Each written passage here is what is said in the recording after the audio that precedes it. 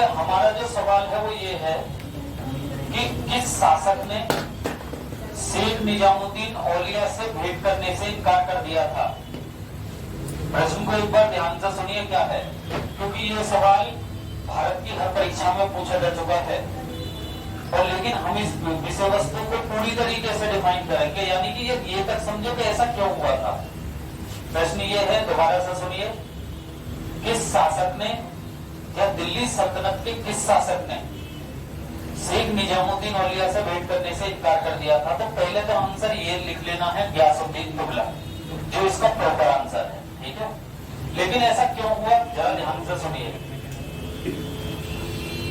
इनसे पीछे का वंश था खिलजी वंश, और स्टूडेंट खिलजी वंश के जो अंतिम शासक थे, जिन्हें हम अंतिम शासक कह सकते हैं लेकिन फाइनली अंतिम शासक नहीं थे, वो फाइनली अंतिम तो मुबारक कुतुबुद्दीन मुबारक शाह खिलजी थे, लेकिन वो पहले भारतीय मुसलमान शासक थे जो दिल्ली की गद्दी पर बैठे, जिनका नाम था मुबारक हसन या फिर खुसरो खान। ध्यान से सुनिए, वो 5-6 महीने के लिए शासक बने थे।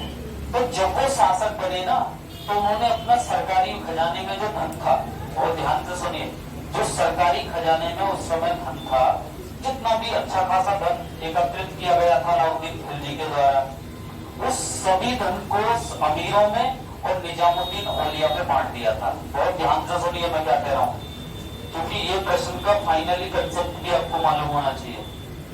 सरकारी खजाने का जो पूरा धन था, एकत्रित धन, वो धन जो अलाउद्दीन खिलजी, जलालुद्दीन फिरोज शाह खिलजी ने अपने दम पर एकत्रित किया था, उस धन को मुबारक हसन या फिर खुसरो खान ने उस धन को अमीर वर्ग में और निजामुद्दीन औलिया में बांट दिया था। ध्यान से सुनिए, जिस समय गयासुद्दीन तुगलक गद्दी पर बैठे, क्योंकि अपना भी पढ़ा, गयासुद्दीन तुगलक वंश के संस्थापक थे, तो उस समय खजाना खाली था। खजाने में इतना धन नहीं था जितना पर्याप्त धन तत्काल समय में होना चाहिए था, ठीक है। गयासुद्दीन तुगलक को जैसे ही मालूम पड़ा कि इस तरीके से पहले हुआ है और खजाना इस कारण खाली हुआ है साम्राज्य का, ठीक है, तो उन्होंने सभी से धन मांगा, तो सभी ने धन को वापस लौटा दिया।